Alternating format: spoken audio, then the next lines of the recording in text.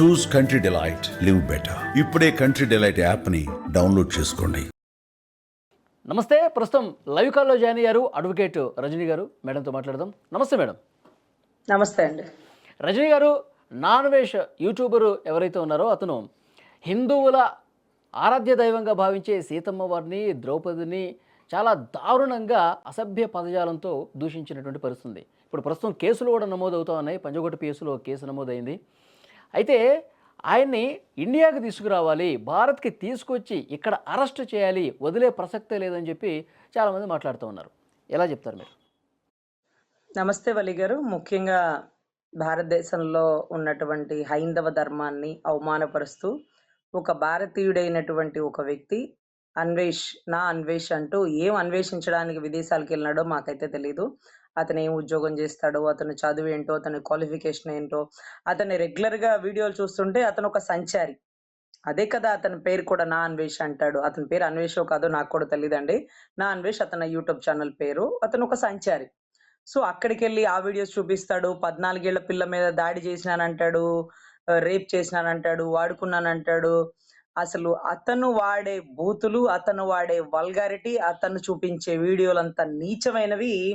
అసలు ఎప్పుడు ఎక్కడ చూడలేనంత దౌర్భాగ్యం అండి. కాకపోతే అది మనం ఎంత తిట్టుకున్నా మన దరిద్రం ఏంటంటే ఫైనల్ గా వాటిని చూస్తుంటారు ప్రజలు. సరేలే ఎంటర్టైన్మెంట్ సరదాగా అన్నట్టుగా చూస్తున్నారు. కానీ ఎప్పుడైతే సీతమ్మ వారి గురించి ఆ చీరలు కట్టుకుంటే ద్రౌపది సీత మీద రేపులు జరగలేదా అన్నటువంటి మాట తర్వాత హైందవ ధర్మంలో ఉన్నటువంటి హిందువులు, భారతీయులు చాలా చైతన్యమయ్యి కొంతమందిని చైతన్యపరిచి వీరందరూ అతని యూట్యూబ్ వీడియోల్ని రిపోర్ట్ చేసేస్తున్నారు. అంటే సబ్స్క్రైబర్స్ అన్ని తగ్గిపోతున్నారు. ఎవరు మానేస్తున్నారు. అంటే నువ్వు ఏవేవో చూపిస్తుంటే సరదాగా చూసినారేమో. మా ధర్మాన్ని నువ్వు అవమానిస్తావా? సీతమ్మ వారి మీద, ఆ ద్రౌపది మీద రేప్ జరగలేదా అంటారా? అంటే రామాయణ మహాభారతాలలో ఆయనకి తెలిసింది పావల నాలెడ్జ్ కూడా ఉండదేమో బహుశా. ఎందుకంటే ద్రౌపది చీరే పట్టుకునేది, ద్రౌపది చెయ్యి కాదు. ద్రౌపది చీర పట్టుకున్నందుకే మహాకురుక్షేత్రం జరిగింది. అది ద్రౌపదికి జరిగిన అవమానం. చీర లాగుతున్న సమయమే మనకు తెలుసు. అంతేకాని చెయ్యి పట్టుకున్నాడు, గుంజినాడు అక్కడ ఇదంతా లేదు. ద్రౌపది 5గురికి భార్య అంతేకాని కనీసం అర్జునుడికి భార్య సుభద్ర, అర్జునుడికి పుట్టిన కొడుకు అభిమన్యుడు. అంటే ద్రౌపది అనే ఒక మహిళ కేవలం ఒక కురుక్షేత్రానికే 5గురికి పాంచాలి, పంచభద్రుక అన్నట్టుగా 5గురికి భార్య అయిందే కానీ 5గురు ఆమెని తాకి తప్పు దృష్టితో చూసే పరిస్థితి కాదక్కడ. అందులో విశ్వసుందరి, ఇప్పుడు మన మిస్ యూనివర్స్ లాగా ఒక పెద్ద అందగత్తె ఆవిడ. అందుకట్ట ఈ కురుక్షేత్రం కోసమే నువ్వు ఇక్కడ అడుగు పెట్టావంటూ కృష్ణుడు భగవద్గీతలోనో మహాకురుక్షేత్రంలో చాలా చోట్ల ప్రస్తావించడం జరిగింది. ఆ ద్రౌపదికి జరిగిన అన్యాయానికి ప్రశ్నించలేదని, ప్రతిఘటించలేదని మహాదానకర్ణుడు, భీష్మ పితామహులు, ద్రోణాచార్యులు వారు, వీరు ముగ్గురు పతనం స్త్రీకి జరిగిన అవమానాన్ని ప్రశ్నించలేదేంటి, ప్రతిఘటించలేదేంటి? నీ విద్యలు లేకపోతే నీ విలువిద్యలు, లేకపోతే నీ సంస్కారం ఏమైపోయింది?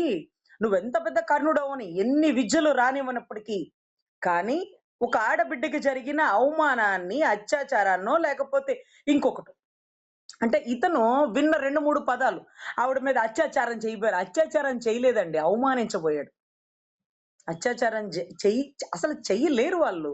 అది కేవలం అవమానం జరిగిన దానికే మహాకురుక్షేత్రం జరిగితే ఇతను అంటాడు ఆ ద్రౌపది మీద అత్యాచారాలు చేయలేదా, సీత మీద అత్యాచారాలు చేయలేదా అని. సరే, ఇది ద్రౌపది గారి స్టోరీ. ఇకపోతే సీతమ్మ తల్లి గురించి వాలి గారు, మీరు రాష్ట్ర ప్రజలకు కానీ మీరు కానీ తెలుసుకోవాల్సిన విషయం ఏంటంటే, రామాయణంలో సీతమ్మ తల్లి ఆ బాధలు పడబట్టే రావణుడి అంతం జరిగింది.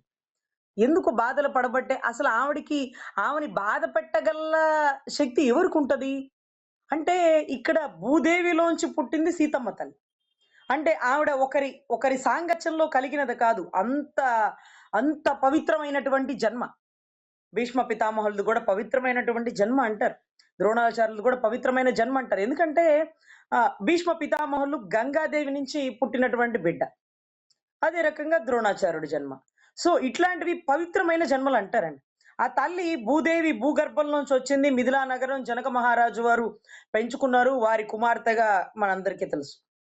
సో, ఇక్కడ ఆడుకుంటూ చంటి బిడ్డగా శివధనస్సు ఎత్తేసి కిందుండే బాలు అంటే బంతి ఆట ఆడుతూ బంతి శివధనస్సు కింద పోతే, ఆ విల్లు ఎత్తేసి బంతి తీసి మళ్ళీ విల్లు అట్టే పెట్టేసి ఆ బంతితో ఆడుకుంది పసి వయసులో సీతమ్మ తల్లి.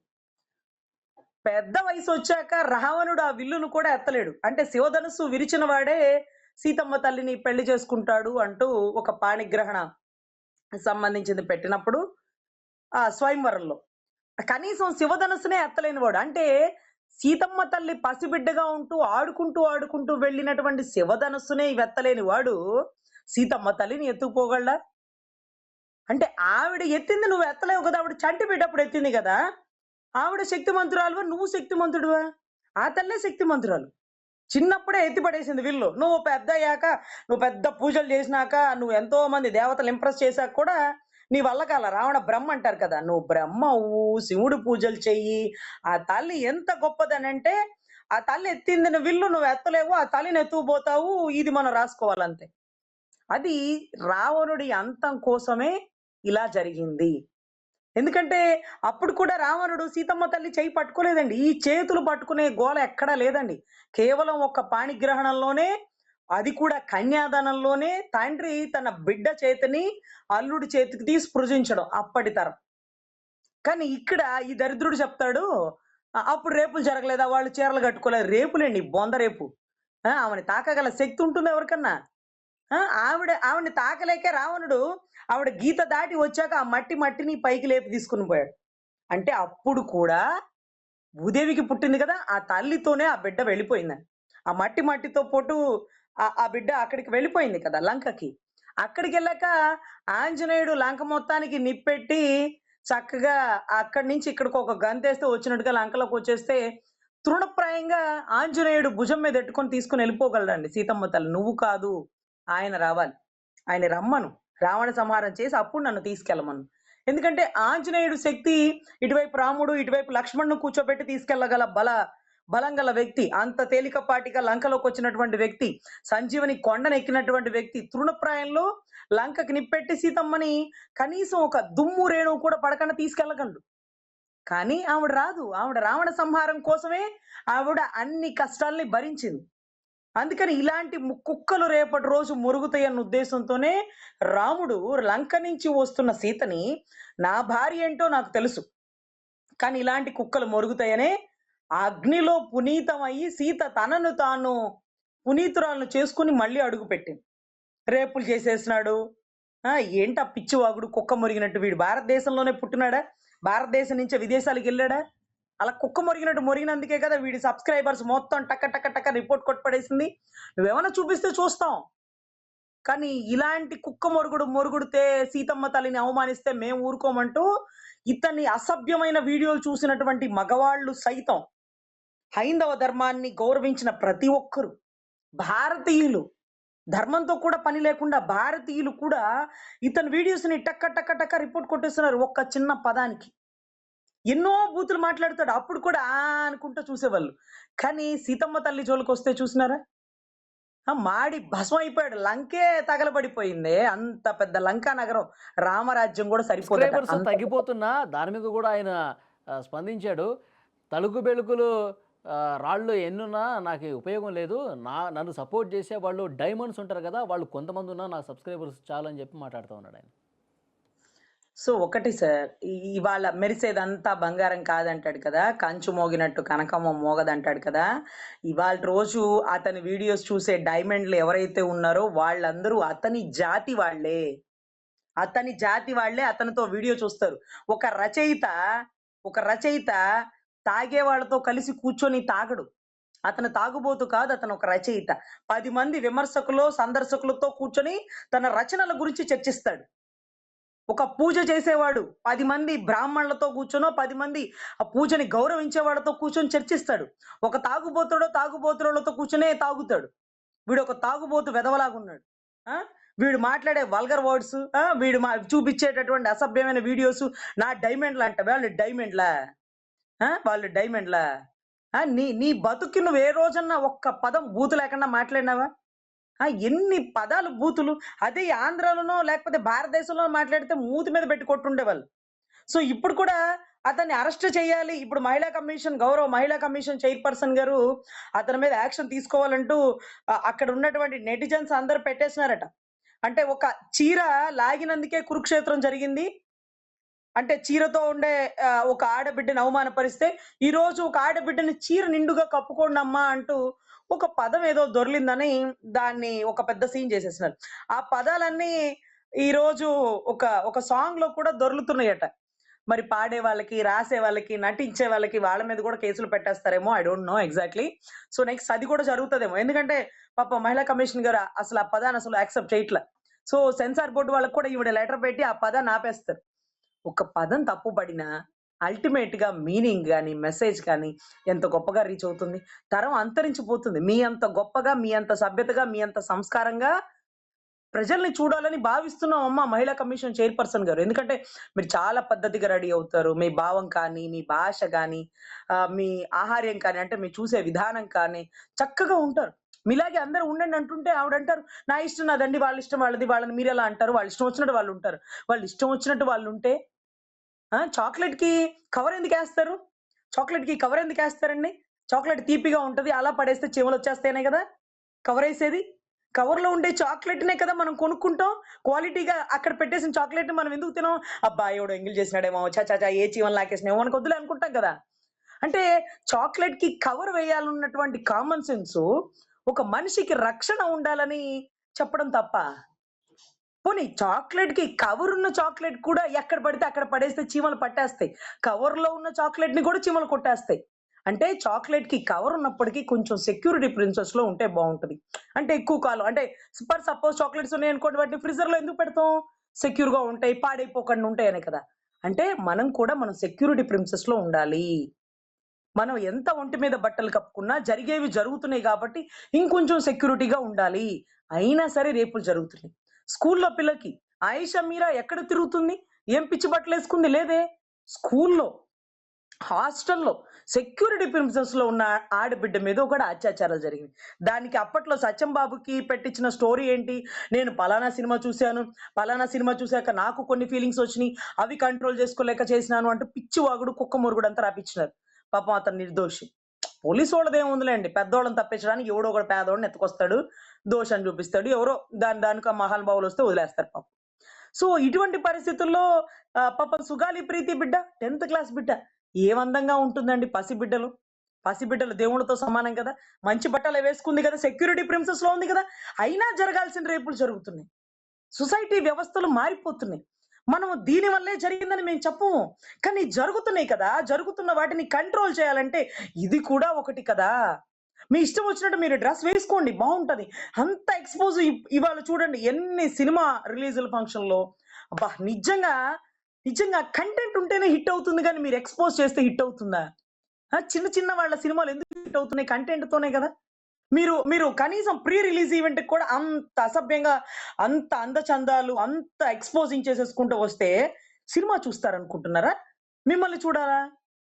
సినిమా మ్యాటర్ ఉంటేనేగా రీచ్ అవుతుంది. 'సీతాకోకచిలక' సినిమాలో 'సీతాకోకచిలక' క్యారెక్టర్ ఏమన్నా అందగత్తె? మీరు జూసినారా? మీరు జూసినారా? ఆవిడేమన్నా బావుంటదా? కానీ కంటెంట్ ఏదో రీచ్ అయింది.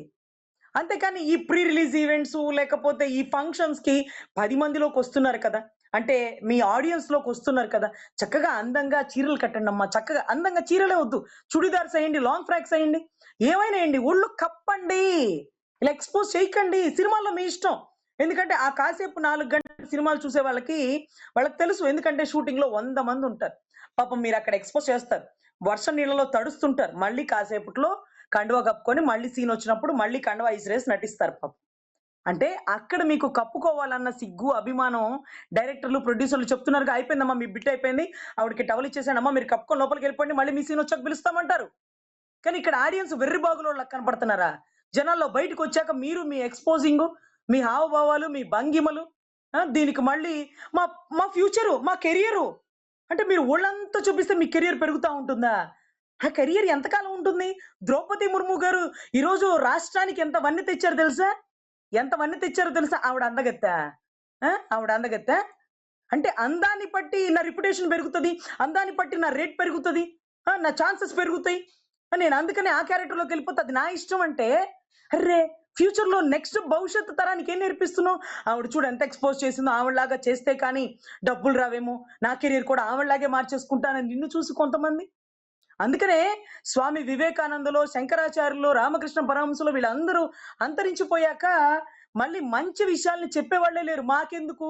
ఇవాళ శివాజీ గారు చెప్పారు.